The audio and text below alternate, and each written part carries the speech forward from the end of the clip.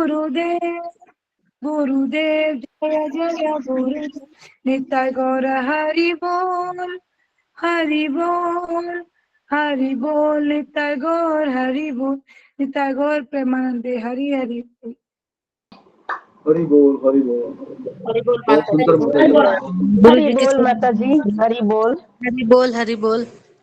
सभी के हरे भक्तों कृष्ण राधे माता जी दंडवत प्रणाम। दंडवत प्रणाम। माता जी हरे कृष्णा सभी भक्तों के चरणों में दंडवत प्रणाम।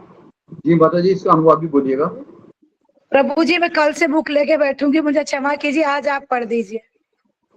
जी माता जी। हरे कृष्ण प्रभु जी दंडवत प्रणाम। सभी भक्तों के चरणों में दंडवत प्रणाम। हरे कृष्ण प्रभु जी दंडवत प्रणाम। सभी भक्तों के चरणों में दंडवत प्रणाम। हरे कृष्ण हरे कृष्ण।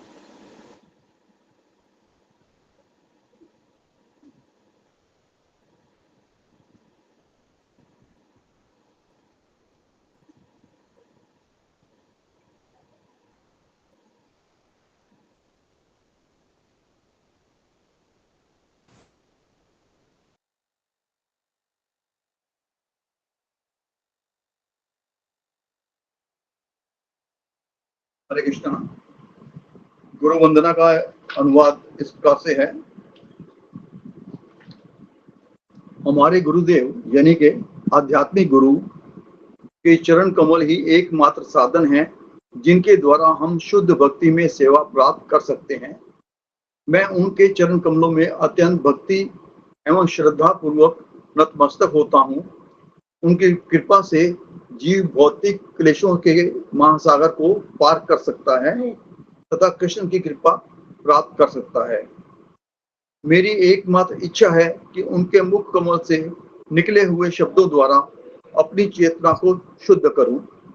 उनके चरण कमलों में अनुराग ऐसी सिद्धि है जो समस्त मनोरथों को पूर्ण करती है। वे मेरी बंद आंखों को खोलते हैं तथा मेरे हृदय में दिव्य ज्ञान भरते हैं। जन्म जन्मांतरों में वे मेरे प्रभु हैं। वे प्रेमा भक्ति प्रदान करते हैं और अविद्या का नाश करते हैं। वैदिक शास्त्र उनके चरित्र का गान करते हैं। हे गुरुदेव, हे प्रभुपाद जी, हे करुणा सिंधु तथा पतित आत्माओं के मित्र, आप सबके एवं सभी लोगों के जीवन हैं। हे गुरुदेव, मुझ पर दया कीजिए तथा मुझे अपने चरणों की छाया दीजिए। आपका यश तीनों लोगों में फैला हुआ है। धन्यवाद। हरे कृष्णा। धन्यवाद प्रणाम सभी भक्तों के चरणों में। हरि बोल प्रभु जी हरि बोल। हरि बोल हरि बोल। धन्यवाद। रीना सिंह माता जी हरे कृष्णा।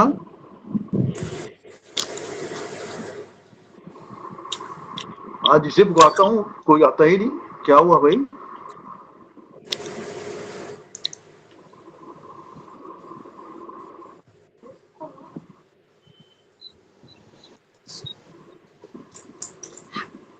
कल के बारे में कोई बताएगा भक्त?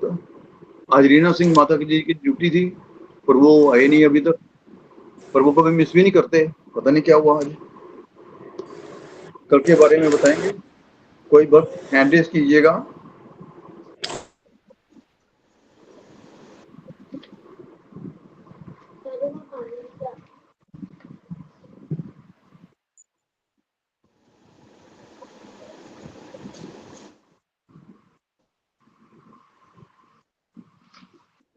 प्रभु जी रेखा माता जी को बोलिए ना, वो बहुत अच्छा बताती है। उन्होंने हैंड रेज कर लिया है माता जी। धन्यवाद जी माता जी। रेखा माता जी धन्यवाद प्रणाम दो बार। हरे कृष्ण प्रभु जी धन्यवाद। बताते हूँ। जी माता जी। वास्तविक कल के बारे में गुरुजी ने बताया। वास्तविक धर्म ईश्वर को जानना तथा उनके साथ संबंध और कर्तव्यों को जानना होता है। हम सब जब नौकरी करते हैं, पढ़ लिखते हैं तो गर्व करते हैं, समाज में सुरक्षित है, प्रतिष्ठित है, तो भौतिक प्रगति में गर्व क्यों अनुभव करते हैं? ऐसे गुरुजी ने प्रश्न किया। तो उसका उत्तर बताया कि अज्ञानी होने के कारण इस संसार के लोग शरीर की जरूरतें के परे कुछ भी देख नहीं पाते। दूसरा, उन्हें सूक्ष्म मन, बुद्धि या अहंकार से परे आत्मा का लेश मात्र भी ज्ञान नहीं है। उनका पुनर्जन्म में कोई विश्वास नहीं होता है। इसीलिए वे कर्म के सिद्धांतों को अपनाते नहीं है। जैसे कि यहाँ पे गुरुजी ने खुद का ही एग्जाम्पल दिया था कि इंजीनियरिंग पास आउट के बाद नौकरी नहीं तो सब जगह से आलोचना होती थी। बाद में अच्छी जॉब मिली, फॉरेन गए तो सबको अच्छा लगता था। ऐसा कोई इतना अपने घर में इतना कोई पढ़ा लिखा नहीं, विदेश में जॉब किया, लेकिन जॉब छोड़ने के बाद फिर आलोचना निर्बसना चालू की। भगवान श्री कृष्ण कलयुग का प्रारंभ होने पूर्व थोड़ा काल उपस्थित हुए। उन्होंने विशेष रूप से भगवंत बताया, कृष्ण जब इस संसार से गोलोक वृंदावन जा रहे थे, मेरी कमी कैसे पूरी होगी? ऐसे बोले तो व्यासदेव जी को शक्ति प्रकट की भागवत लिखने की। इस युग के अंधे लोगों के लिए प्रकाश की किरण क्या है? एक श्रीमद् भागवतम, दो श्रीमद् भगवत गीता। दूसरा पॉइंट गुरुजी ने बताया, जिन लोगों ने इन दोनों ग्रंथ की शरण ली है, वे जीवन के लक्ष्य को पूरा कर सकते हैं। श्रीमद् भागवतम ये श्री कृष्ण का अवतार ही है, अतएव हमें भागवतम को साक्षात भगवान का रूप स्वीकारना चाहिए। सभी बाद में गुरुजी ने क्वेश्चन किया कि 88,000 ऋषि मुनि जो विद्वान ब्राह्मण थे, सभी एक ही स्तर पे थे या अलग अलग स्तर पे थे? तो उन ऋषि मुनियों में जो नैमिषारण्य वन में भागवत सुनने के लिए उपस्थित थे, कुछ ज्ञानी, कुछ अष्टांग योगी, कुछ शुद्ध भक्त, कुछ सिद्ध योगी, ऐसे अलग अलग स्तर के थे। किसी भी आध्यात्मिक प्रवचन सभा में अलग अलग लोग पाए जाते हैं। एक बार राधानाथ स्वामी वृंदावन गए थे। एक व्यक्ति बिना देखे संस्कृत का उच्चारण करता था। एक अध्याय उच्चारण पूर्ण होने के बाद बीड़ी का चस्का लेता था। जिसको आध्यात्मिक ज्ञान नहीं, वो ऐसा समझेगा दोनों भी चीजें करे, दारू भी पिए, सिगरेट भी पिए और हरे कृष्ण का जप भी करना।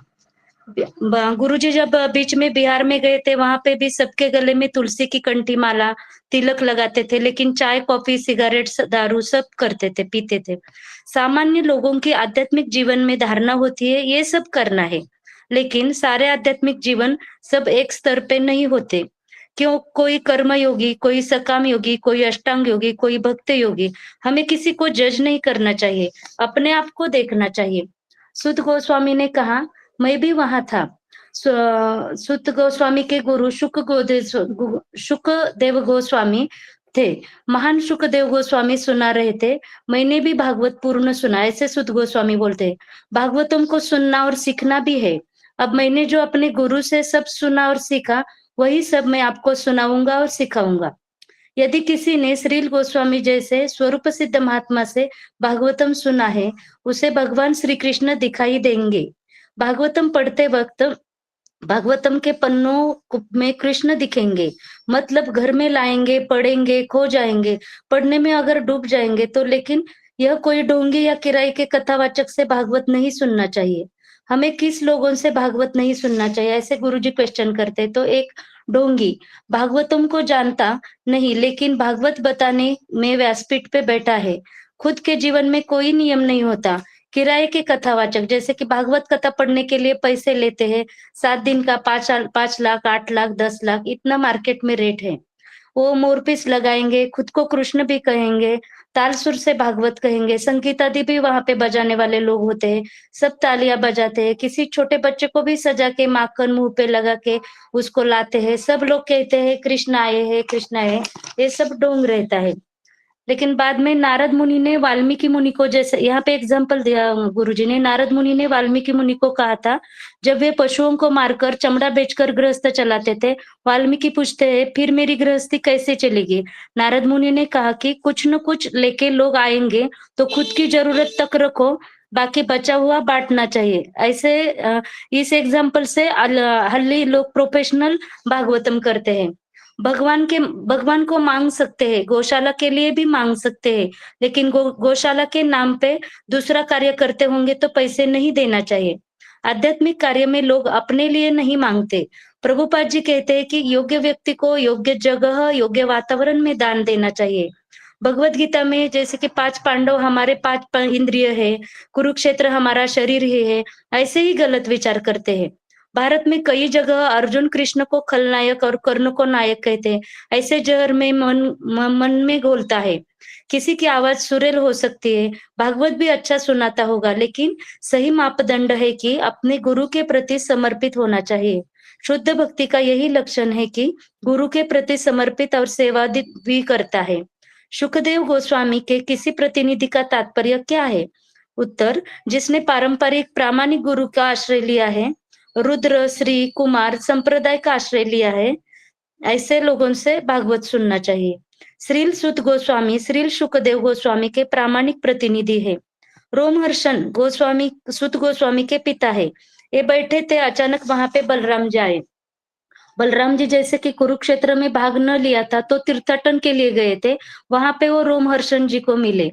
तीर्थाटन करते करते वहां पहुंचे तो बलराम जी को देखे, वो खड़े नहीं हुए, आदर नहीं किया। बलराम जी को गुस्सा आया, एक जमीन से एक हल निकाल के रोमहर्षण सुत को वहीं पे गाड़ दिया, जैसे कि मर्डर ही किया।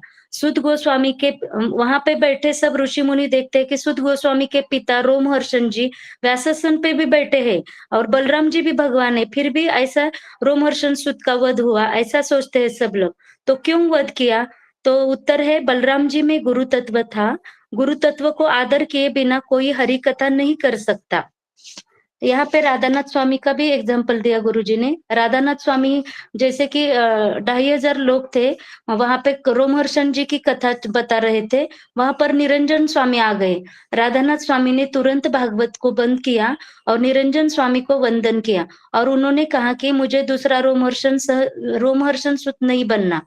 हमें भी ये लागू हो सकता है। हमारे कोई वरिष्ठ भक्त आए तो उनको पहले प्रणाम करना चाहिए।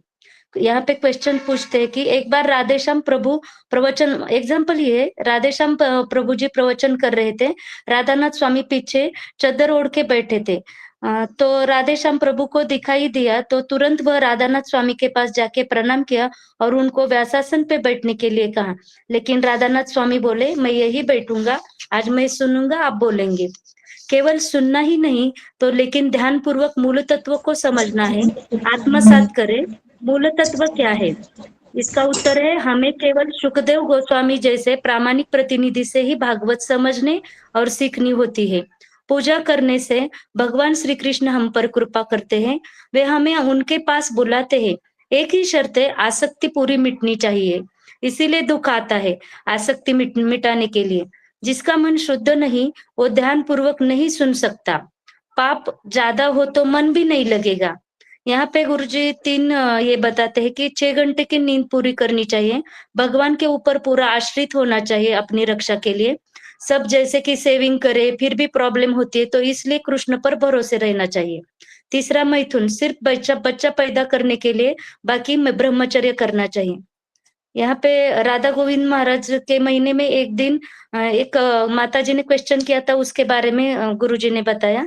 बाकी कुछ गलती हो तो माफ कीजिएगा, कुछ छूटा होगा तो। हरे कृष्ण गुरुजी, दंडवत प्रणाम। धन्यवाद माता जी, बहुत सुंदर माता जी, बोल माता जी, धन्यवाद। बहुत सुंदर। हरे कृष्ण जी, बहुत सुंदर। हरे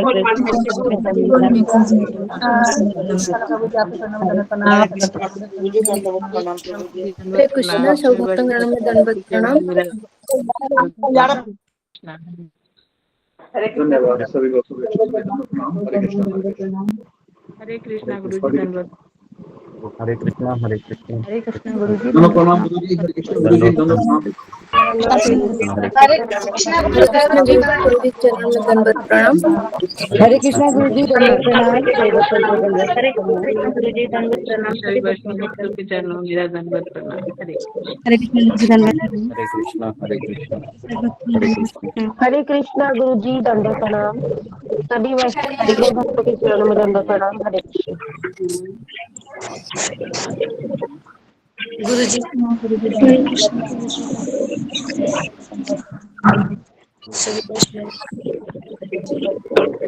ओके हरे कृष्णा। तो आगे बढ़ने से पहले हमें एक भजन गाते हैं आज जी। तो आवाज मेरा आ रहा है? अशोक चौन आ रहे गुरु जी, कृपया सब मिला। आ रहे लोग अपने माइक को बंद कर दो। मैंने भजन गाना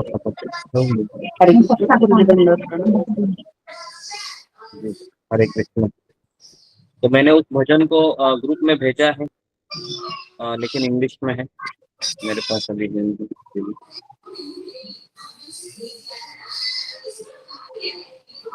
ओके, चलिए तो माता माइक जी को म्यूट बंद कर कीजिए, दीजिएगा। इसका माइक चालू है, देखिए। हमें आप लोगों की सेवा करनी पड़ती है, और सब लोग कैमरा को ऑन कीजिए, नहीं तो आपको रिंग किया जाएगा।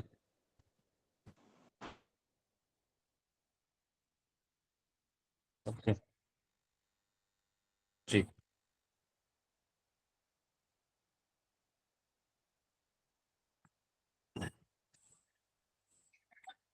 ओके। प्रभुपाद कृपा करके मुझको अपना लेना, प्रभुपाद कृपा करके मुझको अपना लेना। मैं चरण पड़ा तेरी, चरणों में जगह देना। मैं शरण पड़ा तेरी, चरणों में जगह देना, चरणों में जगह देना।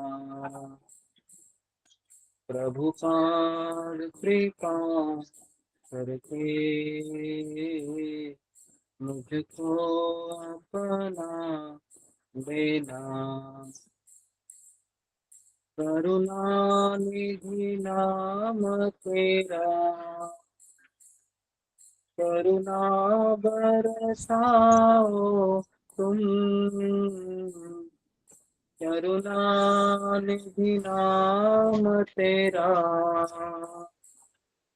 करुणा बरसाओ तुम। सोए हुए भाग्य को हे नाथ जगाओ तुम, हे नाथ जगाओ तुम। मेरी नाव भवर डोले, मेरी नाव भवर डोले, इसे पार लगा देना। मैं शरण पड़ा तेरी, चरणों में जगा देना, चरणों में जगा देना। प्रभुपाद कृपा करके मुझको अपना लेना। तुम सुख के सागर हो, भक्ति के सहारे हो, मेरे मन पे समाये हो, मुझे प्राणों से प्यारे हो, मुझे प्राणों से प्यारे हो। नित माला जपू तेरी, नित माला जपू तेरी, मेरे दोष भुला देना। मैं शरण पड़ा तेरी, चरणों में जगा देना, चरणों में जगा देना। प्रभुपाद कृपा करके मुझको अपना लेना। मैं मैं संतों का सेवक हूँ, गुरु चरणों का दास हूँ। मैं संतों का सेवक हूँ, गुरु चरणों का दास हूँ। नहीं नाथ भुलाना मुझे, इस जग में अकेला हूँ। नहीं नाथ भुलाना मुझे, इस जग में अकेला हूँ। इस जग में अकेला हूँ। तेरे द्वार का भिखारी हूँ, नहीं दिल से भुला देना। मैं शरण पड़ा तेरी, चरणों में जगा देना। चरणों में जगा देना। प्रभु का कृपा करके मुझको अपना लेना। प्रभु का कृपा करके मुझको अपना लेना। हरे कृष्ण। तो ये भजन है। हरि बोल, हरे कृष्ण।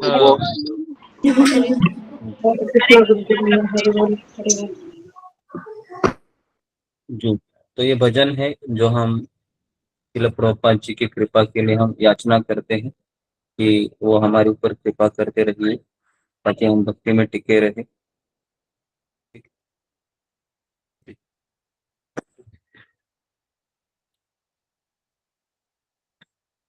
और एक हम भजन गाएंगे प्रभुपाद जी के लिए।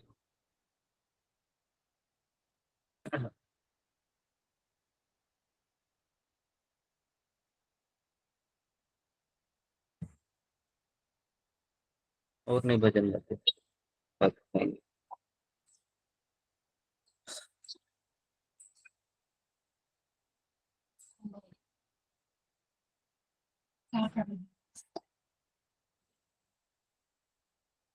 ओम ज्ञानतिमिरान्धस्य ज्ञानाञ्जनशलाकया चक्षुरुन्मिलितं येन तस्मै श्रीगुरुवे नमः। नमो विष्णुपदाय कृष्णप्रेष्ठाय भूतले श्रीमते भक्तिवेदांत स्वामिनिति नामिने। नमस्ते सरस्वती देवे गौरवाणी प्रचारिणे निर्विशेष शून्यवादी पाश्चात्य देश तारिणे। हे कृष्ण करुणा सिंधु दीनबंधु जगत्ते गोपेश गोपिका कांत राधा कांता नमोस्तुते। तप्त कांचन गौरांगी राधे वृंदावनेश्वरी वृषभानुसुते देवी प्रणमामि हरिप्रिये। वाञ्छाकल्पतरुभ्यश्च कृपा सिन्धुभ्य एव च पतितानां पावनेभ्यो वैष्णवेभ्यो नमो नमः।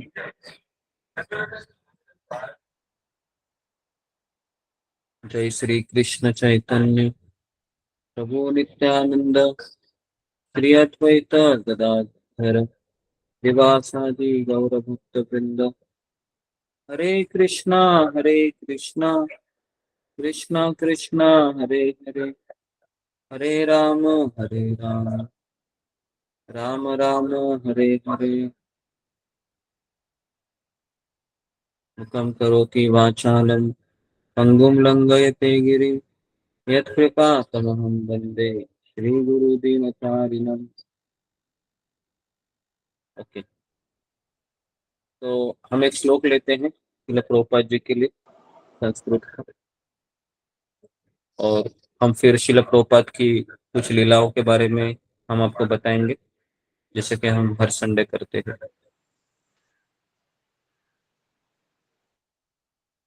जी, तो मैंने एक श्लोक भेजा है, मिला अशोक चावला को ग्रुप में भेजा है।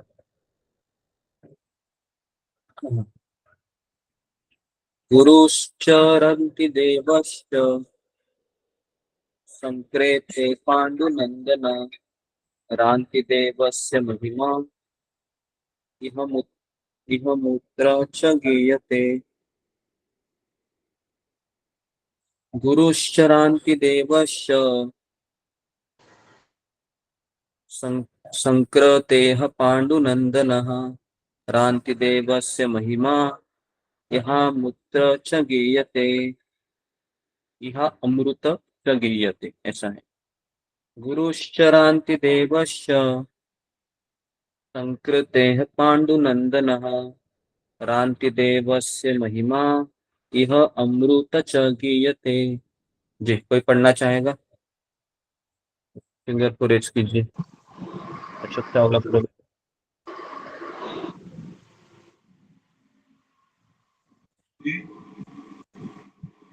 फिंगर रेज कीजिए अपनी, जो पढ़ना चाहते हैं श्लोक। सुधा माता जी, हरे कृष्णा। हरे कृष्णा गुरु जी, दंडवत प्रणाम। सभी भक्तों को दंडवत प्रणाम। गुरुश्च रति देवस च सकृत पाण्डुनन्दना रन्ति देवस्य महिमा इति मुद्रा च गयिता। हरे कृष्णा। गलती के लिए क्षमा करना गुरु जी। गुरुश्चरान्ति देवस्य संकृतेः पाण्डुनन्दना रान्ति देवस्य महिमा इह अमृता सा गीयते। हरे कृष्णा। गुरु जी, और कोई नहीं है गुरु जी? जी, मैंने हिंदी में भी भेजा है, देखो कोई पढ़ना चाहेगा तो, क्योंकि शायद उसको पढ़ने में दिक्कत है। जी जी जी गुरु जी। सुमित पाठक माता जी, हरे कृष्णा। हरे कृष्णा प्रभु जी, दंडवत प्रणाम। सभी भक्तों के चरणों में दंडवत प्रणाम। गुरुश्चरन्ति देवश्च संकृते पाण्डुनन्दनं रन्ति देवस्य महिमा इहामुत्र च गीयते। जी माता जी, धन्यवाद। श्यामलाल पात्रा माता जी। हरे कृष्णा गुरुजी, दंडवत प्रणाम। प्रभु जी, श्यामलाल पात्रा प्रभु जी, हरे कृष्णा। गुरुश्चरन्ति देवश्च संकृते पाण्डुनन्दन रन्ति देवस्य महिमा इह मूत्र च गीयते। हरे कृष्ण। सभी भक्तों को दंडवत प्रणाम। दोनों प्रणाम प्रभु जी। सुप्रिया माता जी, हरे कृष्णा। हरे कृष्ण प्रभु जी, दंडवत प्रणाम। सभी भक्तों के चरणों में दंडवत प्रणाम। गुरुचरणदस्य देवस्य संकृते देह पाण्डुनन्दन क्रांति देवस्य महिमा यति अमृता च गीताय। हरे कृष्ण। धन्यवाद माता जी। रेखा माता जी, हरे कृष्णा। रेखा कालेन माता जी। हरे कृष्ण गुरु जी, दंडवत प्रणाम। सभी भक्तों के चरणों में दंडवत प्रणाम। गुरु सचरन्ति देव सच संकृते पाण्डुनन्दन रन्ति देवस्य महिमा इहा मूत्र च गीयते। धन्यवाद प्रभु जी। हरे कृष्ण। जी माता जी, धन्यवाद माता जी। बांकी माता जी, हरे कृष्णा। हरे कृष्ण प्रभु जी, दंडवत प्रणाम।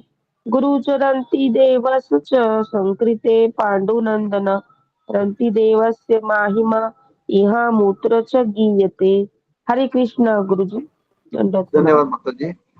सुचेता माता जी, हरे कृष्णा। हरे कृष्ण गुरु जी, दंडवत प्रणाम। गुरु सचरन्ति देवश्च संकृते पाण्डुनन्दन रन्ति देवस्य महिमा इह मूत्र च गीयते। हरे कृष्ण। धन्यवाद माता जी। अनुराधा गोयल माता जी, हरे कृष्णा। हरे कृष्णा प्रभु जी, दंडवत प्रणाम। जी माता जी, कहिए। अब एक मिनट। गुरुश्च हरन्ति देवस्य च संस्कृते पाण्डुनन्दना रन्ति देवस्य महिमा इह मूत्र च गीयते। हरे कृष्ण गुरु जी। धन्यवाद माता जी। नमिता साहा माता जी, हरे कृष्णा। हरे कृष्ण गुरु जी, आपके चरणों में कोटि कोटि प्रणाम गुरु जी। सभी भक्तों को चरणों में प्रणाम। गुरु चरण रंति देव च संकृते प्राण्डनंदन रंति देवश महिमा यह मूत्र च गोयेत। हरे कृष्ण गुरु जी प्रणाम। धन्यवाद माता जी। रंजना माता जी, हरे कृष्णा। हरे कृष्णा प्रभु जी, आपके चरणों में दंडवत प्रणाम, सभी भक्तों को दंडवत प्रणाम। गुरु चरन्ति देवस च संकृते पाण्डुनन्दन रन्ति देवस्य महिमा इह मूत्र च गीयते। हरे कृष्णा। धन्यवाद माता जी। शशि माता जी, हरे कृष्णा।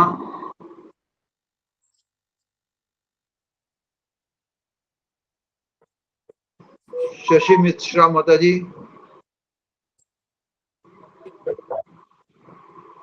ऋतुपर्णा माता जी, हरे कृष्णा। हरे कृष्ण गुरु जी, दंडवत प्रणाम, सभी भक्तों को दंडवत प्रणाम। गृहश्च रतिदेवश्च संकृते पाण्डुनन्दनं रतिदेवस्य महिमा इह मूत्र च गीयते। हरे कृष्ण, दंडवत प्रणाम। धन्यवाद माता जी, धन्यवाद। प्रवीणा माता जी, हरे कृष्णा। हरे कृष्ण गुरु जी, दंडवत प्रणाम, सभी भक्तों के चरणों में दंडवत प्रणाम। गुरुश्चरन्ति देवश्च संस्कृते पाण्डुदेवनन्दना रन्ति देवस्य महिमा इह मूत्र च गीयते। हरे कृष्ण। धन्यवाद माता जी। सुलेखा माता जी, हरे कृष्णा। हरे कृष्ण गुरु जी, दंडवत प्रणाम, सभी भक्तों को दंडवत। गुरुचरति देवश्च संस्कृते पाण्डुनन्दनं महिमा इंद्र गीयते। हरे कृष्ण, दंडवत प्रणाम। धन्यवाद माता जी। सुषमा गौराई माता जी, हरे कृष्णा। हरे कृष्ण गुरु जी, दंडवत प्रणाम, सभी भक्तों को दंडवत प्रणाम। गुरु सचरन्ति देव सच संकीर्ते पाण्डुनन्दना रन्ति देवस्य महिमा यह मूत्र च गीयते। हरे कृष्ण। धन्यवाद माता जी। अंजलि साहू माता जी, हरे कृष्णा। हरे कृष्ण प्रभु जी, दंडवत प्रणाम।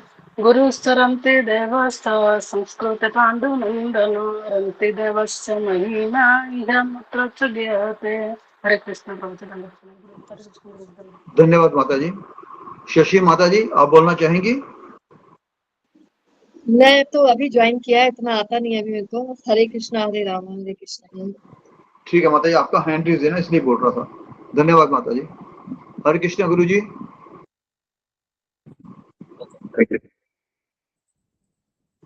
तो अब शुरू करते हैं। शिल प्रभुपाद लीलामृत में सब पढ़ रहे हैं। इस किताब का नाम है क्या कठिनाई है। शुद्ध कीर्ति प्रभु ने लिखा है इसको। शीर्षक है तो विश्राम कर रहे थे इसलिए मैं तुमको अशांत नहीं करना चाहता था। 18 सितंबर 1974, इस्कॉन वृंदावन, भारत। जब श्रील प्रभुपाद जी बीमार थे, चारों ओर बहुत काम चल रहा था। क्या आवास स्थान का निर्माण कार्य अंतिम चरण में तथा अन्य परियोजना मुख्य कमरे के बाहर चल रही थी।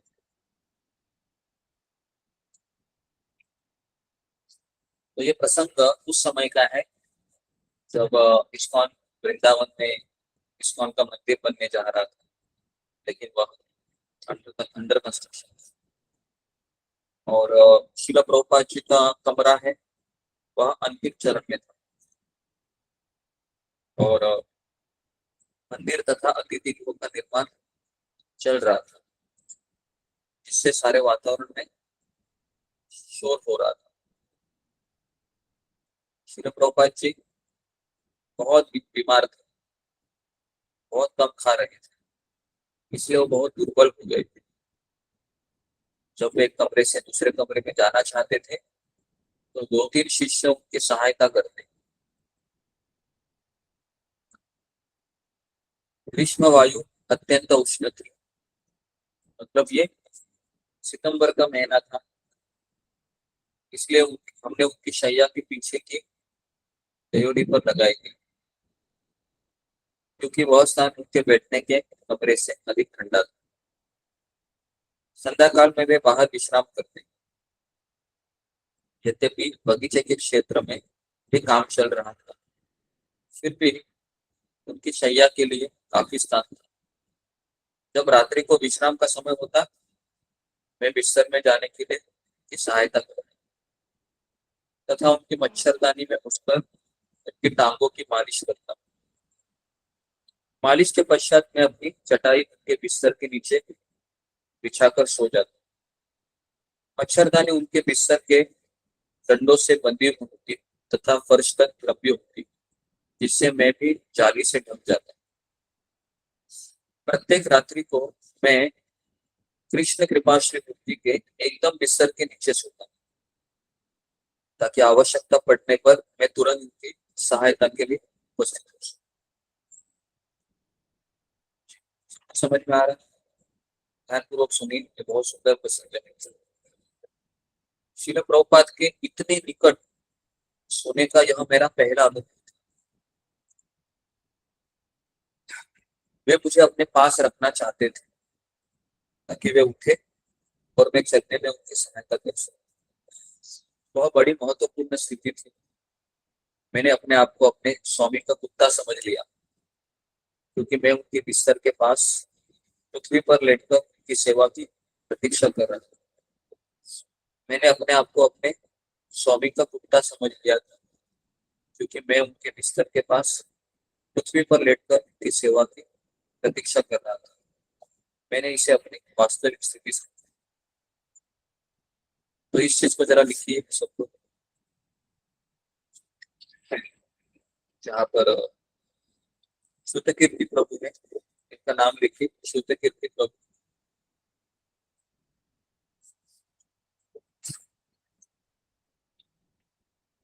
लिखिए, शुद्ध कीर्ति प्रभु कहते हैं, मैंने अपने आप को अपने स्वामी का कुत्ता समझ लिया। मैंने अपने आप को अपने स्वामी का कुत्ता समझ लिया, क्योंकि मैं के बिस्तर के पास पृथ्वी पर लेटकर उनकी सेवा की प्रतीक्षा कर रहा था। मैंने इसे अपनी वास्तविक स्थिति समझा। मैंने इसे अपनी वास्तविक स्थिति समझा।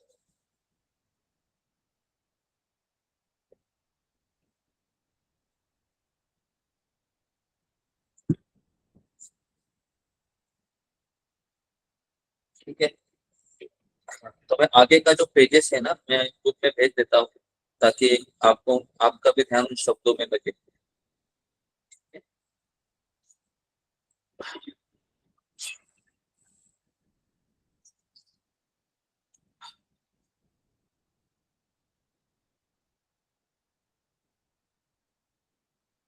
ठीक, मिला सबको? देखो उसमें मैं अभी जो भेजा है ना, उसके नीचे सबको मिला वो पेज। श्रील प्रभुपाद के इतने समीप सोने का यह मेरा पहला अनुभव। मिला? जी मिला। जी गुरु जी, मिल गया। जी गुरु जी मिल गया।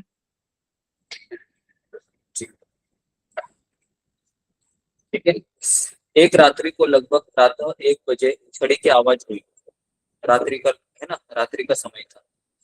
छड़ी की आवाज तथा छड़ी पृथ्वी से मेरे सिर पर आकर लगी। पृथ्वी से मतलब जहां पर वो जमीन थी। मैंने आंखें खोली तो क्या देखा कि मेरे आध्यात्मिक गुरु मेरे साथ पृथ्वी पर लेटे हुए हैं।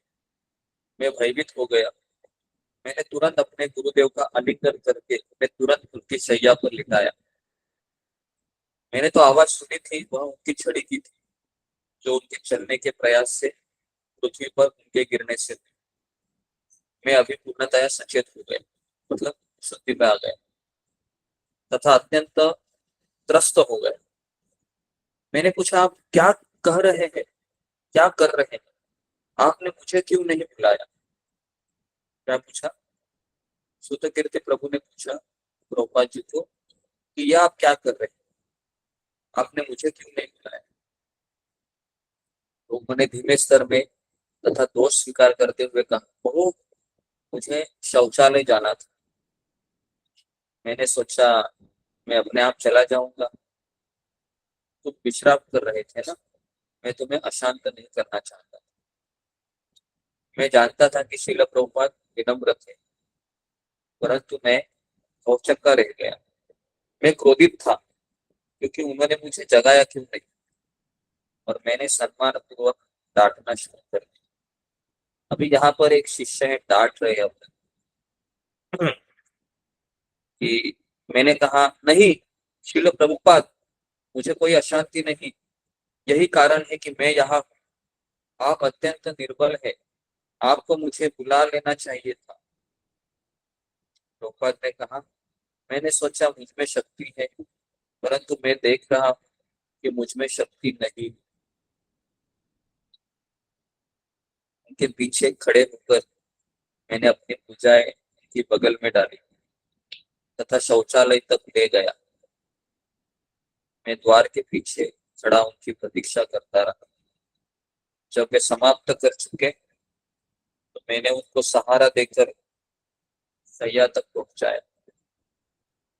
आगामी दिन उन्होंने इस घटना का कोई पतंगड़ नहीं बनाया।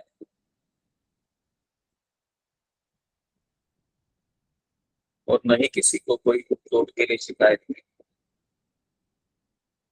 यह शुद्ध भक्त के जीवन का एक और दिन।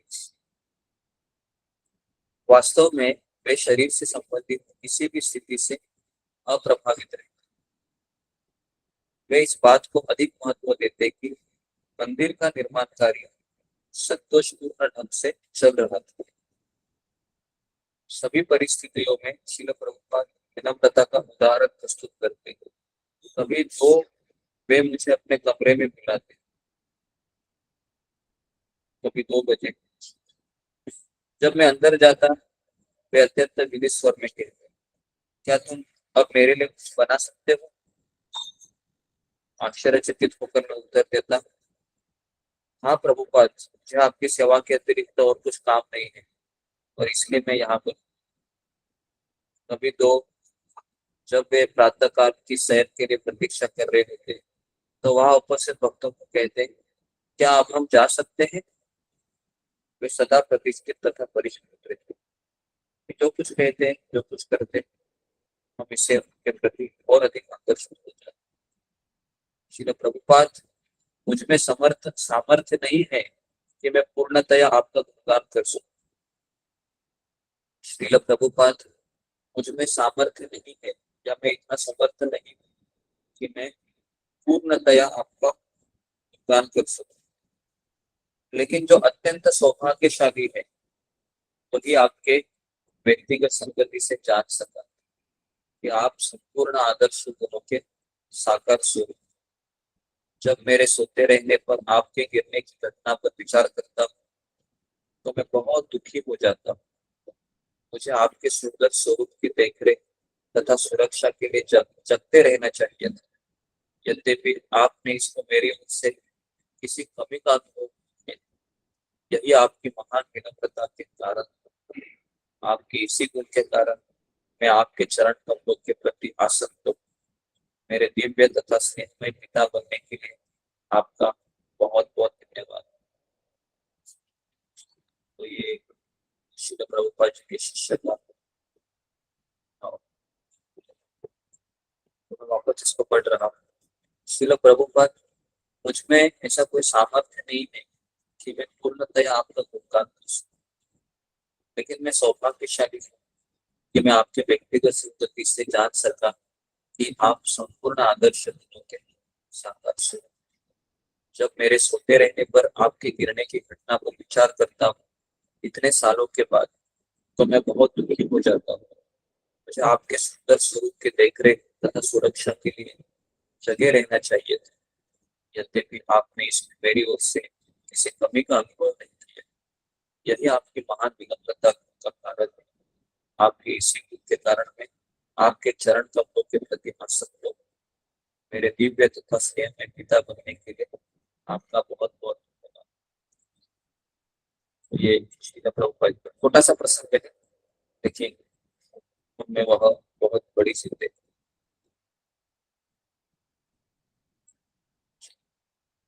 तो इसमें हम इस कथा में हमको क्या शिक्षा मिलती है सिद्धपुर एक्सप्रेस से?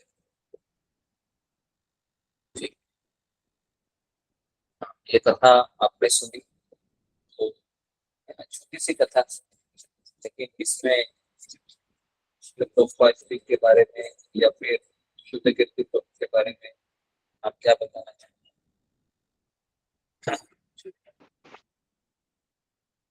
सबने सुनी, ये कोई फिलोसॉफिकल ये बोल सकता है।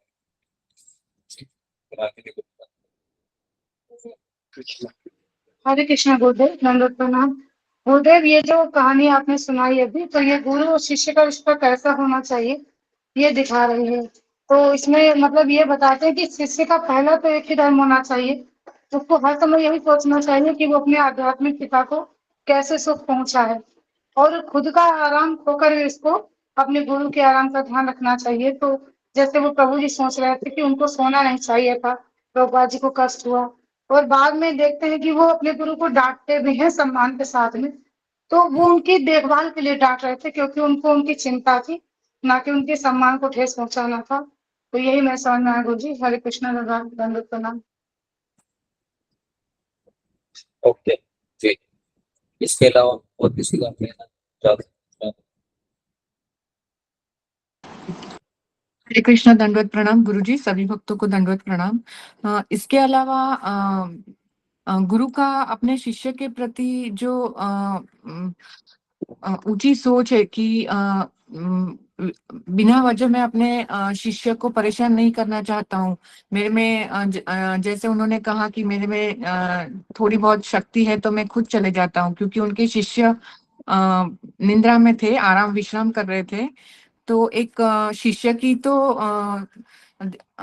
की केयर तो ये रिफ्लेक्ट करती है स्टोरी, लेकिन साथ में अपने गुरु का भी शिष्य के प्रति जो केयर बोलते हैं, अफेक्शन केयर, वो भी ये स्टोरी में रिफ्लेक्ट होता है कि गुरु को भी अपने शिष्य की उतनी ही चिंता रहती है, वो बिना वजह अपने शिष्य को परेशान नहीं करते। हरे कृष्ण। ओके, हरे कृष्ण। तो दूसरी स्टोरी है, अभी मैं आपको सुना रहा हूँ। 19 सितंबर 1974, इस्कॉन वृंदावन, भारत। मुझे बाहर जाना है और कुछ बोलना है। जब श्रील प्रभुपाद अस्वस्थ थे, जिसको मैं थोड़ा सा भेज देता हूँ।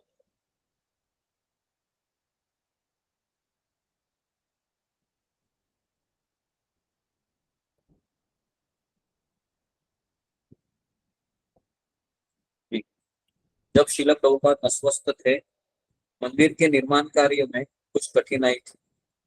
मैंने केवल प्रभुपाद के कमरे में होने वाली चर्चा को थोड़ा बहुत सुना था, इसलिए इस विषय में मेरा ज्ञान सीमित था। सीमेंट की प्राप्ति के विषय में कुछ कठिनाई थी।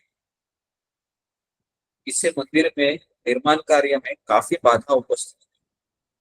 मथुरा का एक बड़ा राजनीतिज्ञ बहुत अधिक मात्रा में सीमेंट प्रदान करने को राजी हो गया था, तथा वे मंदिर में क्या हो रहा है उसे देखने आने वाला था। प्रभुपाद उस व्यक्ति के स्वागत के लिए उपस्थित होने के लिए दृढ़ निश्चयी थे, लेकिन प्रभुपाद के शिष्य बहुत चिंतित थे, क्योंकि वे नहीं चाहते कि श्रील प्रभुपाद इसके लिए इतनी शक्ति लगाए। कुछ भक्तों का परामर्श था कि कृष्ण कृपा श्री मूर्ति बहुत कमजोर है तथा उन्हें काफी तेज बुखार है। उन्होंने कहा, वह व्यक्ति आ गया है और मुझे बाहर जाकर उससे बात करनी चाहिए। प्रभुपाद ने कहा, वो व्यक्ति आ गया, क्योंकि एक बहुत बड़ा पॉलिटिकल व्यक्ति था और वह सीमेंट डोनेट करने के लिए राजी हो गया था, तो इसलिए मंदिर को फायदा होने वाला था। तो प्रभुपाद ने कहा कि मुझे जाना चाहिए, लेकिन शिक्षक को ये बात पसंद नहीं आई, क्योंकि काफी प्रभुपाद जी कमजोर भी थे और उनको बुखार भी था। तो जिस दिन वह व्यक्ति आया, मैंने श्रील प्रभुपाद को नए वस्त्र पहना में सहायता की। तत्पश्चात उन्होंने तिलक लगाया। जब वे कमरे से बाहर आ रहे थे तो उन्होंने पूछा, तिलक, क्या मैंने अपने तिलक लगा लिए हैं? मतलब पूछ रहे हैं क्या मैंने तिलक लगाया है? तो मैंने उन्हें बताया कि जी प्रभुपाद जी, आपने तिलक लगा लिया है। तो देखिए, तिलक लगाना इसलिए जरूरी है। तिलक लगाना ये हमारा, क्या बोल सकते हो, जिस तरह से एक स्त्री की बिंदी होती है, उस बिंदी से पता चलता है कि, है ना, वो श्रृंगार होता है उस स्त्री का, है ना। बिना बिंदी की स्त्री है वो अच्छी नहीं दिखती है। तो उसी प्रकार से बिना तिलक का जो भक्त है बिल्कुल अच्छा नहीं दिखता है। तो आपको तिलक लगाने में बिल्कुल आलस्य नहीं करना चाहिए। आई बात समझ में? हर एक भक्त का एक जिम्मेदारी है, उसको तिलक लगा कर आना चाहिए। ठीक है, अगर आपके पास गोपी चंदन नहीं है तो आप अमेजोन से मंगवाइए या किसी इस्कॉन मंदिर से जाकर खरीदिए, लेकिन आप तिलक लगा कर आने का निश्चय कीजिए, ये बहुत जरूरी है। रूपा जी यहाँ पर कह रहे हैं कि क्या मैंने तिलक लगाया है? तिलक लगाना मतलब मैं अभी इस आंदोलन का एक पत्नी हूँ, इस तरीके से मैं इस आंदोलन की पत्नी हूँ, इस तरीके से फिर वह अपने आप को दर्शाता है। तो प्रभुपाद ने पूछा कि क्या आपने तिलक लगाया है? मैंने उन्हें बताया कि हाँ, आपने तिलक लगा लिया। उन्होंने सिर हिलाते हुए कहा, ठीक है, चलो चलते हैं। उनका दृढ़ संकल्प अविश्वसनीय था। तो ये होता है भक्त की निशानी। उसका वो दृढ़ निश्चय होता है, किसी भी हालत में जो ठान लिया है वो ठान लिया है, उसके लिए वह आलस्य नहीं करता है। उसको पता है ये जिम्मेदारी है मेरी, मैंने मेरे गुरु को वचन दिया है तो ये मुझे निभाना ही है। और अगर मैं वचन नहीं निभाती तो मैं कहीं मुंह दिखाने लायक नहीं रहूंगा। और जब मैं प्रभुपाद जी के पास जाऊंगा, कृष्ण के पास जाऊंगा, है ना, वैकुंठ धाम में, तो अगर मैंने आलस्य किया है सोलह माला करने के लिए या फिर सुबह उठने के लिए, तो मैं क्या वहां पर मुंह दिखाऊंगा? इसके एक बार राधा स्वामी महाराज को पूछा गया था कि आप इतना उम्र हो गया आपका, 70 साल 75 साल आपका उम्र है, तो फिर भी आप रोज सुबह उठते हो, क्यों नहीं आप थोड़ा सा आराम कर लेते ताकि आपका स्वास्थ्य अच्छा रहता? तो राधा स्वामी महाराज ने कहा कि अगर मैं एक दिन भी अगर मैं सुबह नहीं उठूंगा तो फिर मैं प्रभुपाद जी को क्या मुंह दिखाऊंगा? ये तो प्रभुपाद जी के पास जाना है, तो रिपोर्ट देना है। आई बात समझ में? ये डर होना चाहिए एक शिष्य का। ऐसा नहीं कि कौन देख रहा है मुझे, अरे हम तो सब लोग देखते हैं। तो उनका दृढ़ संकल्प अविश्वसनीय था। उन्हें तेज बुखार था, फिर भी उनका ध्यान कृष्ण भावना आंदोलन के प्रचार पर केंद्रित था। उन्होंने अपनी अवस्था पर ध्यान नहीं दिया। यह परम पुरुषोत्तम भगवान के गौरव गान के प्रचार का अवसर था। हम शिल प्रभुपाद को मंदिर तक उठा कर ले गए, कि बुखार था ना, चल नहीं सकते हैं। तो प्रभुपाद जी ने ऐसा तिलक लगाया और उनको कुर्सी पर बिठाया। वहां से 2 शिष्य ने उठाया, वहां से 2 शिष्य ने उठाया, और इस तरह से कुर्सी को उठाकर वो कहाँ गए? मंदिर तक उठा कर ले गए, जहाँ उन्होंने छोटा सा भाषण दिया, प्रवचन दिया, और कहा कि उस राजनीति ने मंदिर निर्माण की सहायता के लिए पूरी पूरी प्रशंसा की, मतलब बहुत प्रशंसा की कि आपने हमारे लिए सीमेंट का डोनेशन दिया है। प्रभुपाद जी है, क्योंकि ये सब करना पड़ता है। जो बड़े बड़े लोग आते हैं ना, तो ये सब करना पड़ता है। कभी कभी मुझे भी लगता था कि क्या ये पार्शियलिटी नहीं है, यहाँ पर पैसे वालों का इज्जत ज्यादा होता है और यहाँ पर कोई गंभीर भक्त है उनके लिए वो तो लाइन में खड़ा नहीं। तो मैं इसके बारे में हमेशा में सोचता था। अब जाके पता चला कि इन लोगों को क्यों हमें महत्व देना चाहिए, क्योंकि इन लोगों से पैसे आते हैं, पैसे आने से मंदिर का कार्य बढ़ता है। तो इसलिए फिर ये सही होता है कि ऐसे वीआईपी लोगों को लाइन में जल्दी खड़ा करना हो, या फिर ऐसे वीआईपी लोगों को, है ना, अभी जैसे जन्माष्टमी आ रही है तो वीआईपी लाइन रहती है, बराबर है, लोग वीआईपी लाइन रहती है। तो हमें लगता है अरे ये इस्कॉन वाले देखो कैसा कर रहे, भेदभाव कर रहे हैं, वीआईपी लोगों के लिए अलग लाइन और हम जैसे सामान्य लोगों को अलग लाइन। गलत बात है ना ये। अरे भाई गलत बात नहीं है, वो लोग कुछ तो कार्य कर रहे हैं, जिम्मेदारी दे रहे हैं वो भगवान के मंदिर के लिए, है ना, लाखों रुपए का पैसा वो दे रहे हैं, तो इसके लिए उनको थोड़ा सा ज्यादा सुविधा देकर वो फिर बाद निकल जाएंगे। और वो सुविधा से किसका भला होने वाला है? आप लोगों का ही भला होने वाला है, बराबर है। आप लोगों को मुफ्त में खिचड़ी मिलने वाली है, आप लोगों को सुविधा मिली। तो ये सब चीजें हम लोग नहीं जानते, इसके लिए लोग कहते हैं इस्कॉन के लोग हैं वह बाहर, भारत का पैसा बाहर जाता है या विदेशी पैसे से भारत चलता है। ऐसे काफी वीडियो है कि नहीं? देखो यूट्यूब में बहुत वीडियो है कि बोलते हैं इस्कॉन के लोग बहुत पैसा, है ना, विदेश भेजते हैं, ऐसे ऐसे काफी वीडियो। तो ऐसा नहीं है ना। तो प्रभुपाद जी ऐसे लोगों को बहुत प्रशंसा करते थे ताकि इनसे धन मिले और इससे राधा कृष्ण की सेवा चले।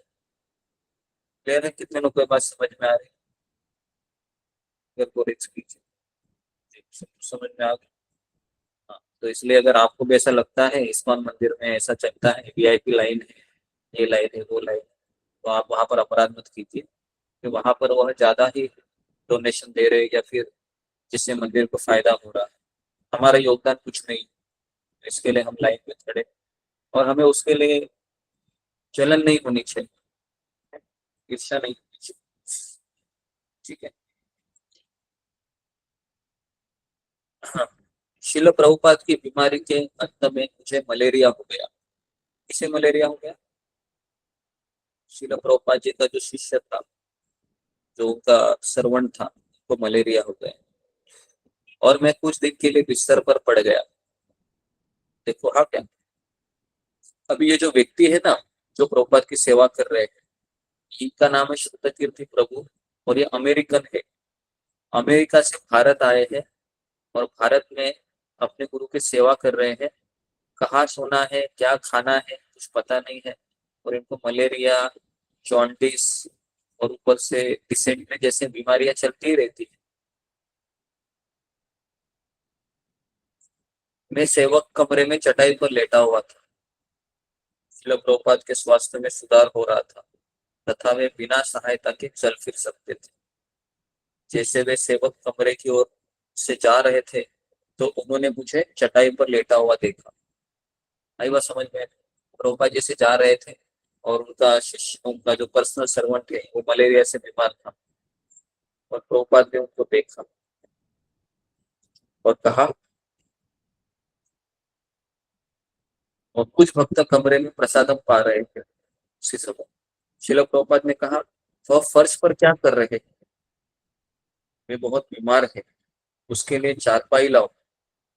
जब मैं मलेरिया के आक्रमण में था, उन्होंने स्नेहमयी दृष्टि से मेरी ओर देखा और कहा, क्या तुम्हें किसी ने कुछ दिया? तो ये शिल प्रभुपाद जी थे, है ना। अभी देखो उनके इतने सारे शिष्य हैं, मंदिर का मैनेजमेंट का काम है, वो स्वयं बीमार है, लेकिन फिर भी वो अपने शिष्य की चिंता कर रहे थे कि क्या तुम्हें किसी ने कुछ दिया? मैंने कहा, नहीं शिल प्रभुपाद। वे पालिका की ओर मुड़े और कहा, इसके लिए कुछ गर्म नींबू शरबत बनाओ तथा उसका ध्यान रखो। तो प्रभुपाद ने एक शिष्य को कहा कि मेरे लिए, मतलब श्रुतकीर्ति प्रभु के लिए गर्म नींबू शरबत बनाओ तथा उसका ध्यान रखो। मुझे याद नहीं कि मैंने कोई औषधि भी ली। क्या कह रहे हैं? मैंने कोई दवाई भी नहीं ली, मैं शीघ्र ही ठीक हो गया। इतना आश्चर्यजनक भाव था ये। शिल प्रभुपाद, आपने मेरा इतना ध्यान रखा, आपने हमेशा मुझे विशेष कराया, मतलब मैं कोई स्पेशल हूँ। 1 वर्ष पूर्व 26 सेकेंड एवेन्यू की गोष्ठी में मुझसे पूछा गया, क्या आपने कभी अपने शिष्यों को विशिष्ट व्यवहार किया? तो मुझे सोचने में अधिक समय नहीं लगा। हाँ, हम सबके साथ। तो अभी वो कहते हैं, बहुत सुंदर है ये, ध्यानपूर्वक सुनिए। यदि मैं आपके लिए एक सेवा संपन्न करूं तो वह होगी कि आप अनुयायियों से कितना प्रेम करते हैं, और यदि आपके आंदोलन में कोई सहायता करता है तो उसके लिए आपके हृदय में आदर है। यदि मैं अपने लिए आपके प्रेम की गहराई का अनुमान लगा सकूं, मैं तो कभी भी आपके सुनहरे चरण कमलों की सेवा करने से एक सेकंड भी अन्य मनस्क न हो सकूं, नतमस्तक न हो सकूं। मैं यह भिक्षा मांगता हूँ प्रभुपाद जी कि मुझे अपने प्रति आपके प्रेम के अंश को समझने की मुक्ति दें। क्या बोलते थे? मैं यह भिक्षा मांगता हूँ कि मुझे अपने प्रति आपके प्रेम के अंश को समझने की मुक्ति दे। तो इस तरीके से सुंदर, तो इसमें हमको क्या शिक्षा मिलती है, कोई मुझे बताएगा? प्रसंग है जी।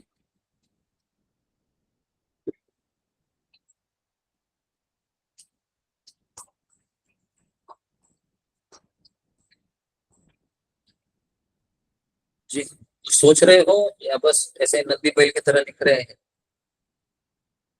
तो नंदी बैल होता है पता है आपको?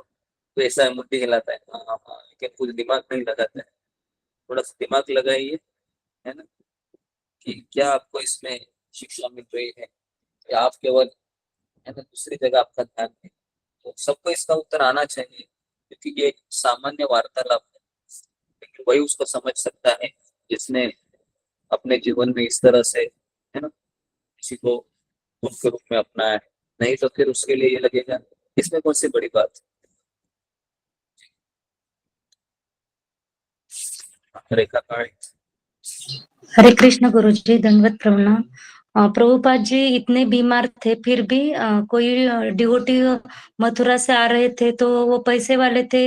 इनका जो मंदिर निर्माण की जो प्रायोरिटी थी राधा कृष्ण के लिए प्रभुपाद जी की, वो उन्होंने पहले नंबर पे रखी।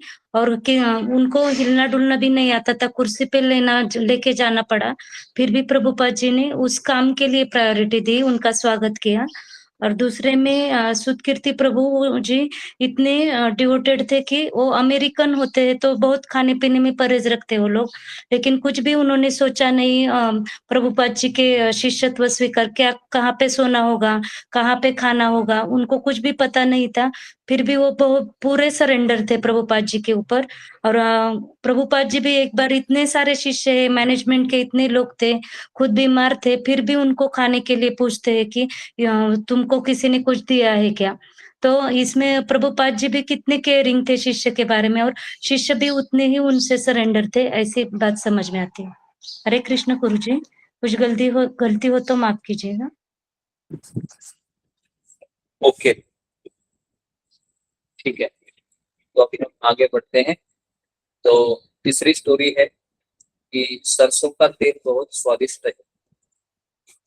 इस्कॉन कोलकाता, भारत, 25 सितंबर 1974, इंडिया। तो मैं इसको भेजता हूँ पहले। सरसों का तेल बहुत स्वादिष्ट है।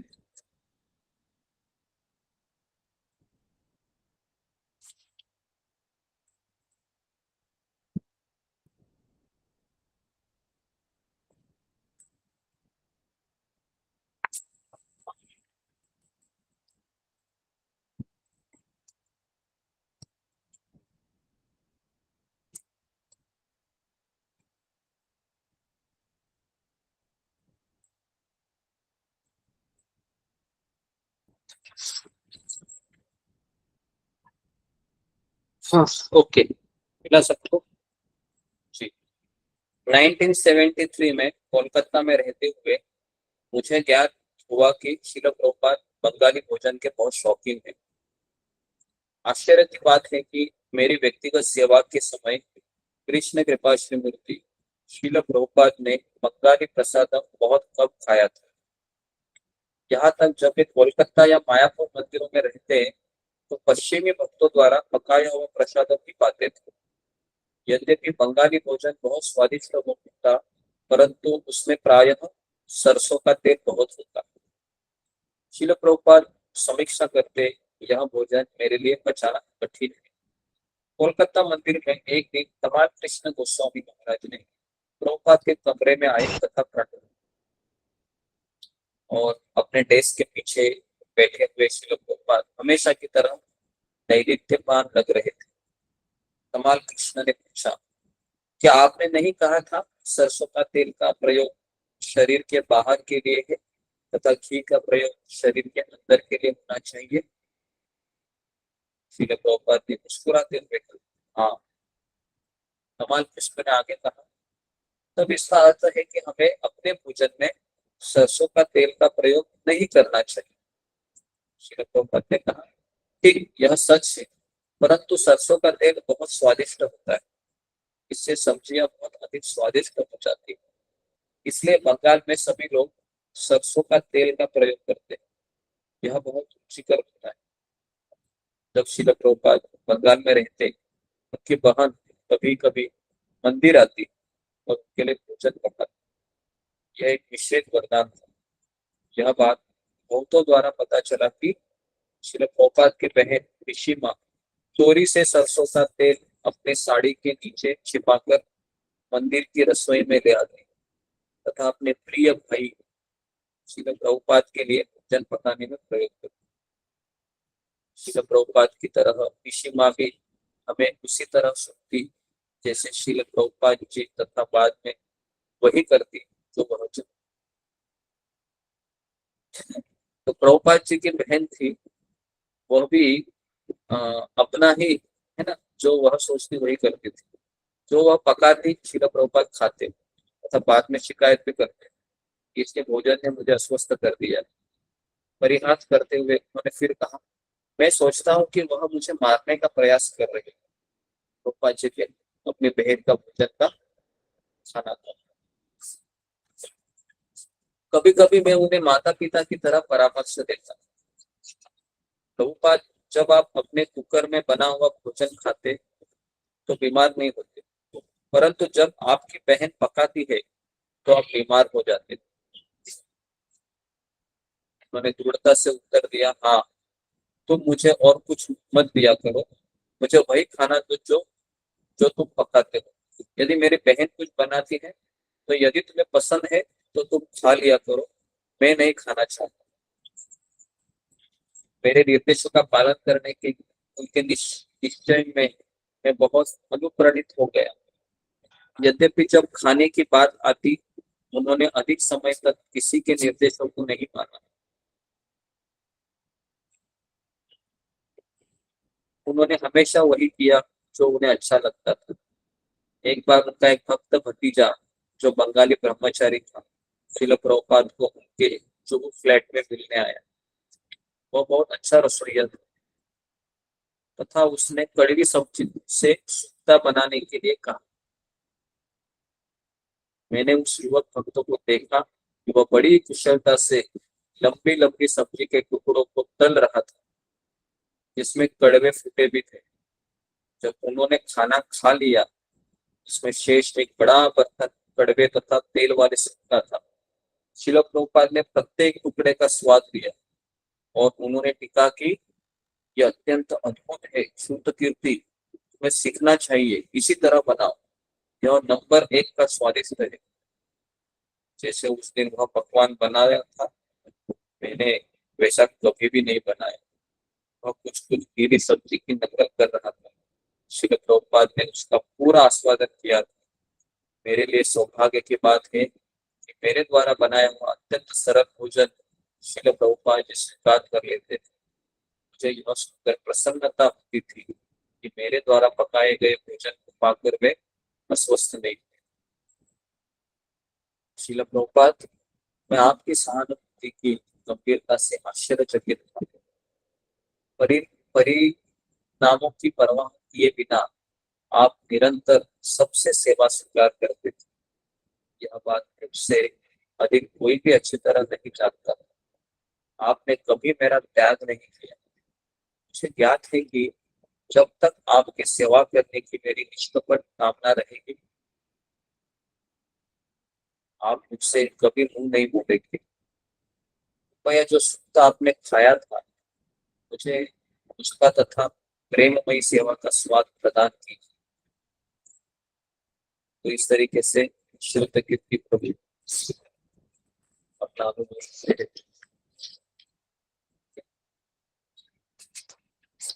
तो ये जो स्टोरी है, इसमें आपको क्या समझ में आया है? Story number 3। अच्छा, सबको समझ में आ रहा है स्टोरी? कैसा लग रहा है आपको सुना है स्टोरी? अच्छा लग रहा है? बहुत अच्छा लग रहा है गुरु जी, बहुत अच्छा लग रहा है। अच्छा गुरु जी। अच्छा लगा गुरु जी। समझ में आ रहा है क्या है करके? ये जस्ट श्रील प्रभुपाद जी किस तरह से रहते थे। ओके जी। वह एक गंभीर अपराध है। 28 सितंबर 1974, इस्कॉन मायापुर, भारत।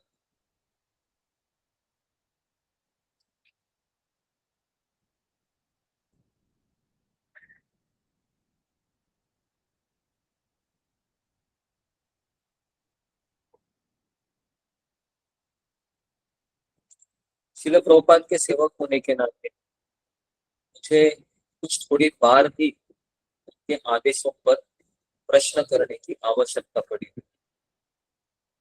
वास्तव में मुझे एक बार का स्मरण है कि श्रील प्रभुपाद को एक भक्त का पत्र मिला जिसमें उसने अपनी पत्नी से तलाक तथा किसी अन्य से विवाह करने की अनुमति मांगी थी।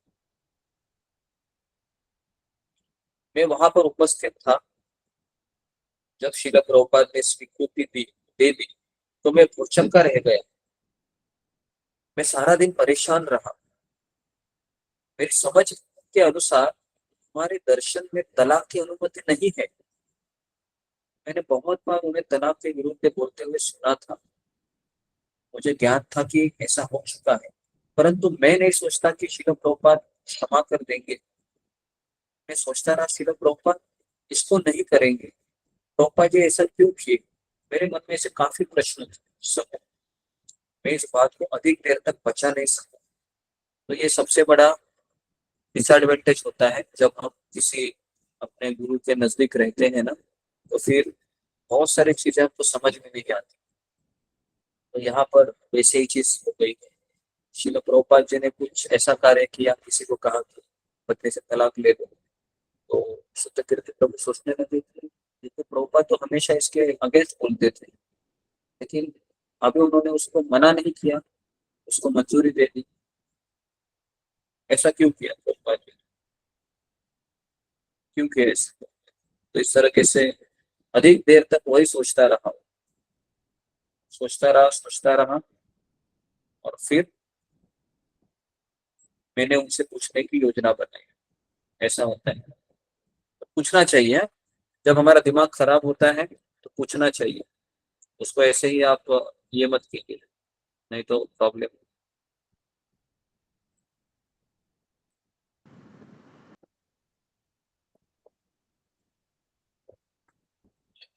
ओके,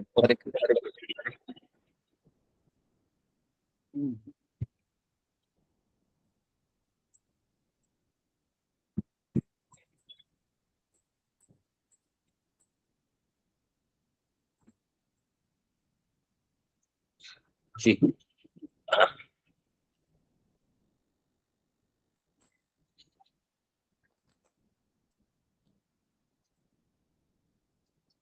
तो अभी देखो क्या पूछ रहे हैं। मैंने उनसे पूछने की योजना बनाई और सोचा कि संध्या के समय जब मैं उनकी मालिश करूंगा ना, तो उसके पश्चात फिर मैं फूट पड़ा, मतलब श्रील प्रभुपाद मैं आपसे कुछ पूछना चाहता हूँ। यह भक्त जो आपसे तलाक के विषय में पूछ रहा थे, उन्होंने बीच में ही टोका और कहा, ओह हाँ, मैंने उसे कहा है कि तुम कर सकते हो, तुम तलाक ले सकते हो। मैं अपनी मानसिक कठिनाइयों से उसे तंग नहीं करना चाहता था, परंतु मैं अपने आप की सहायता नहीं कर सका। मैंने आगे कहा कि हाँ मैं जानता हूँ, मैं चकित हो रहा था। आप हमेशा कहते हैं कि तलाक वैदिक सिद्धांतों के विरुद्ध है, इसलिए यहाँ कोई तलाक नहीं होगा। उन्होंने कहा कि हाँ, इन पश्चिमी समाज में ये सब बातें स्वीकृत है, अतः हम इसकी अनुमति दे सकते। मैं संतुष्ट अनुभव नहीं कर रहा था। श्रील प्रभुपाद जी इसके प्रति उदासीन थे, क्योंकि यह एक ऐसा व्यवहार था जो मैंने इसे विषय पर उनमें कभी नहीं देखा था। मैंने कहा कि हाँ, परंतु इस समाज में वे मांस भक्षण तथा नशा स्वीकार करते हैं। ये सब कुछ स्वीकृत है, फिर अन्य चीजें क्यों स्वीकार्य नहीं? मेरे अत्यंत कृपालु आध्यात्मिक गुरु ने सहानुभूति पूर्वक उत्तर दिया, ठीक है, सच्चाई यह है कि चाहे मैं आज्ञा दूं या ना दूं, वह तलाक अवश्य लेगा। क्या बोल रहे प्रभुपाद जी? वो मुझे पूछने आया है, अगर मैं मना भी करूं तो भी वो क्या करेगा? तलाक लेगा ही लेगा। तो अभी वो मुझे पूछने आया है, तो मेरा काम है गुरु होने के नाते कि जो वो करना चाहता है उसके लिए स्वीकृति दे दे।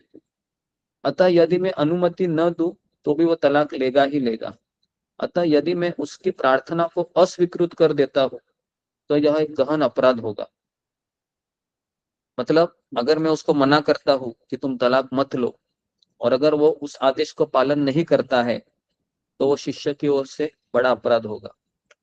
तो इसलिए यदि मैं कहता हूं हाँ तुम कर सकते हो, क्योंकि वह तलाक वैसे भी लेगा ही लेगा, इस तरह अपराध इतना बड़ा नहीं होगा।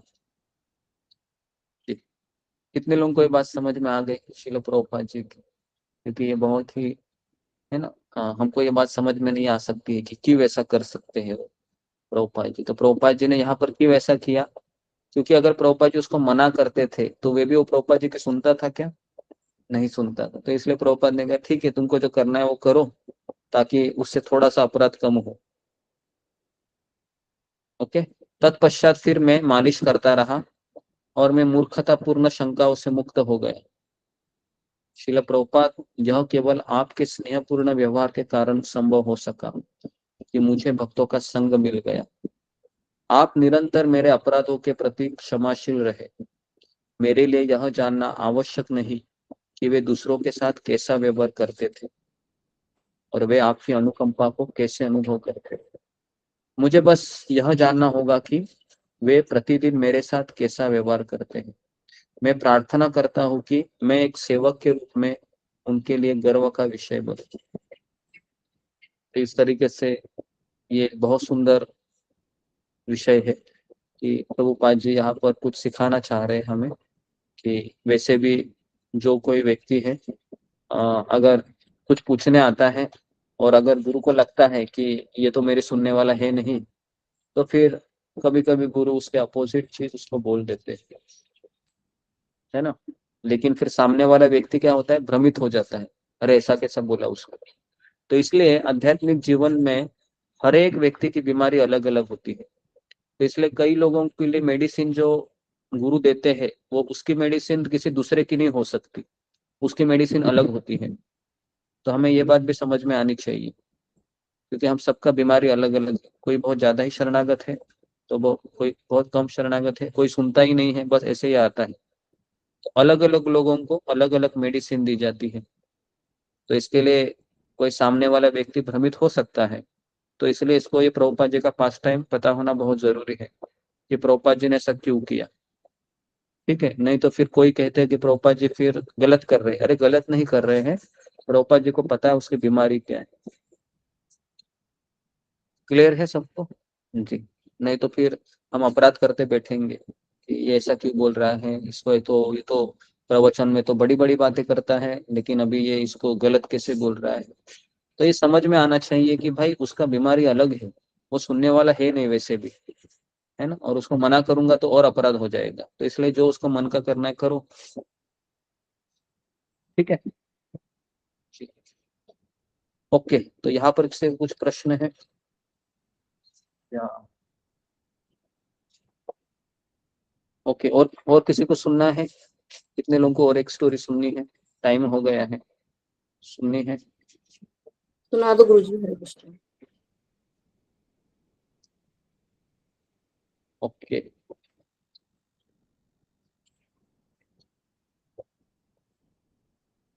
जी। तो हम सांप के काटने से नहीं डरते, 10 अक्टूबर 1974, इस्कॉन मायापुर भारत। तो इसको मैं भेजता हूँ, बहुत सुंदर है ये।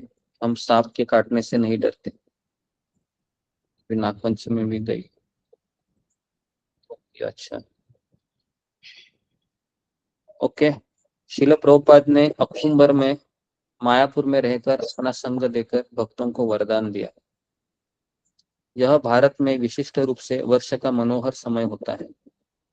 शिल प्रभुपाद तथा उनके साथी मंदिर की दूसरी मंजिल पर ठहरे थे, जो सड़क से दूरी पर था। शिल प्रभुपाद के आवास स्थान में 2 कमरे थे। उनके साथी अन्य 2 कमरों में ठहरे हुए थे। प्रत्येक इमारत के अंतिम कोने में विशाल स्नानघर का प्रबंध था। प्रत्येक स्नानघर में 4-4 स्नान के स्टॉल थे तथा 4-4 शौचालय थे। एक अपराह शिल प्रभुपाद अपने कमरे में भक्तों को दर्शन दे रहे थे। कृष्ण कृपा श्री मूर्ति के स्नान करने के पश्चात मैं उनका स्नानघर साफ कर रहा था।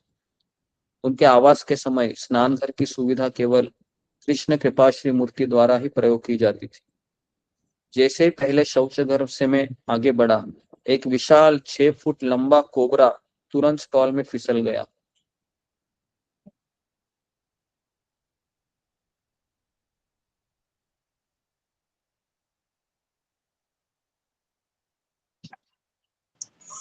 गुरुजी आवाज नहीं आ रही। हरे कृष्णा, आ रही आवाज? हाँ, आ रही है गुरुजी। आ रही है ना आवाज? ठीक। तो शिल प्रभुपाद जी का शौचघर वो साफ कर रहे थे और उसी समय एक 6 फुट का लंबा कोबरा तुरंत स्टॉल में फिसल गया और भयभीत होकर जितनी जल्दी हो सके मैं स्नानघर से बाहर भाग गया और मैं एक बड़ा प्रदर्शन करके शिल प्रभुपाद के दर्शन में बाधा उपस्थित नहीं करना चाहता था।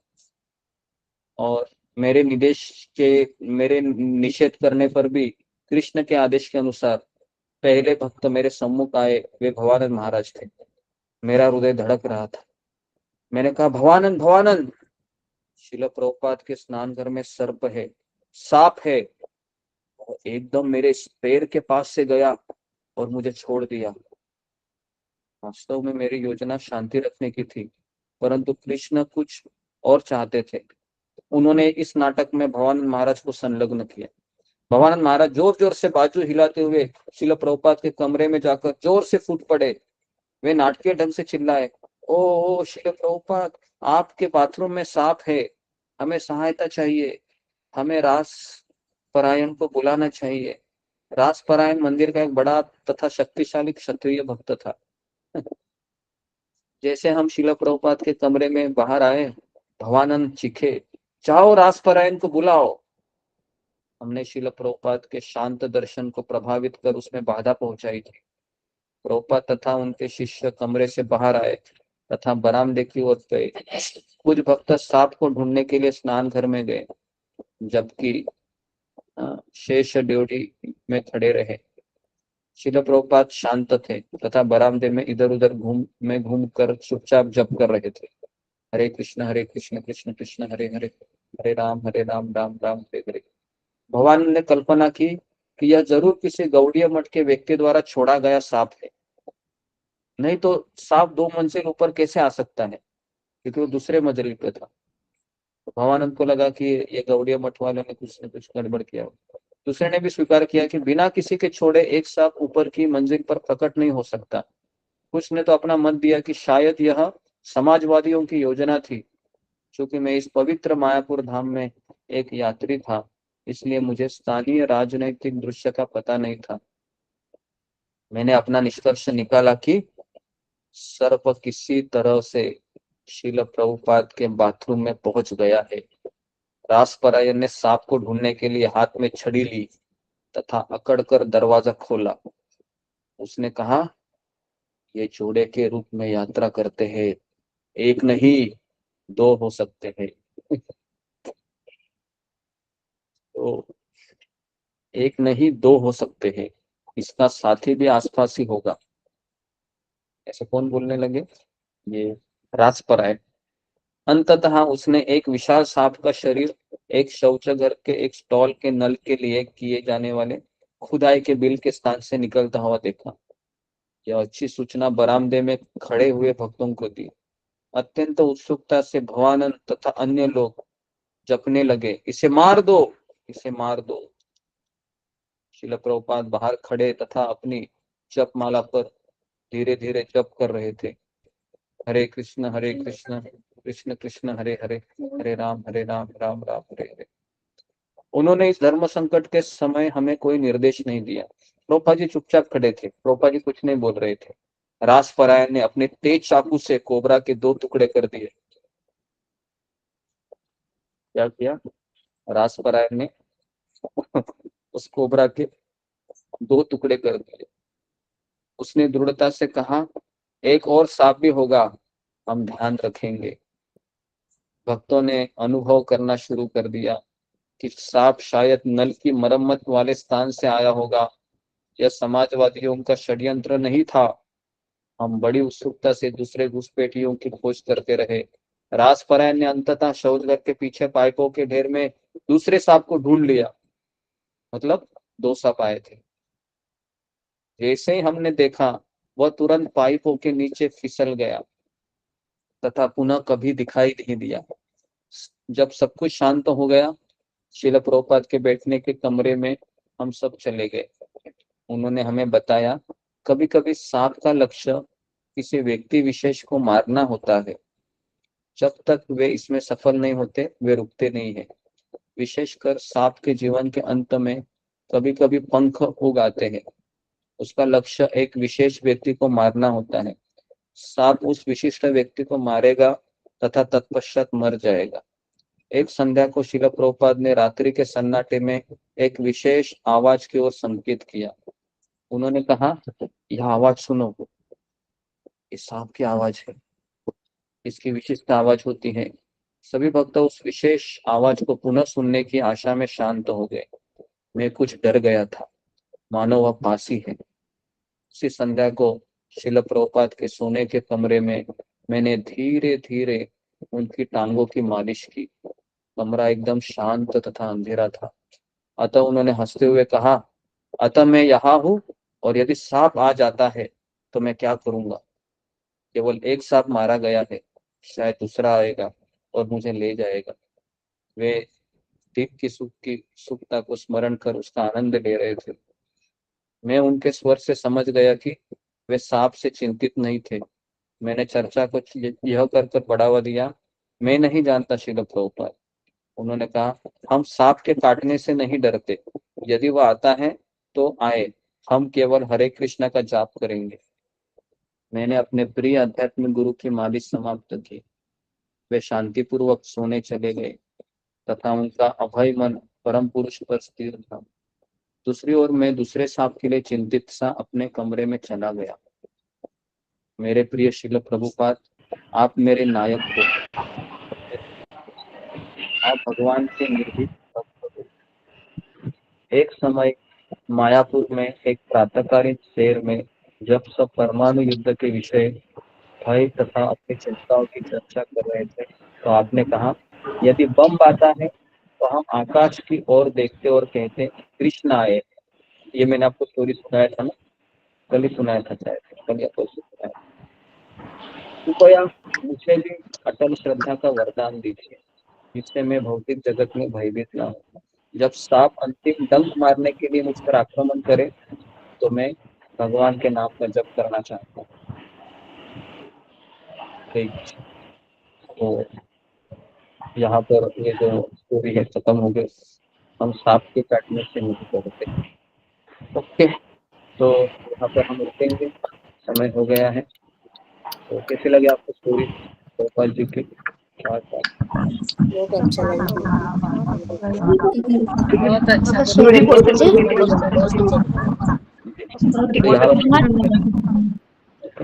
आप सबका बहुत बहुत धन्यवाद। श्रील प्रभुपाद की जय। जय कृष्णा। कृष्ण गुरु जी धन्यवाद प्रणाम। कृष्ण गुरु जी गुरु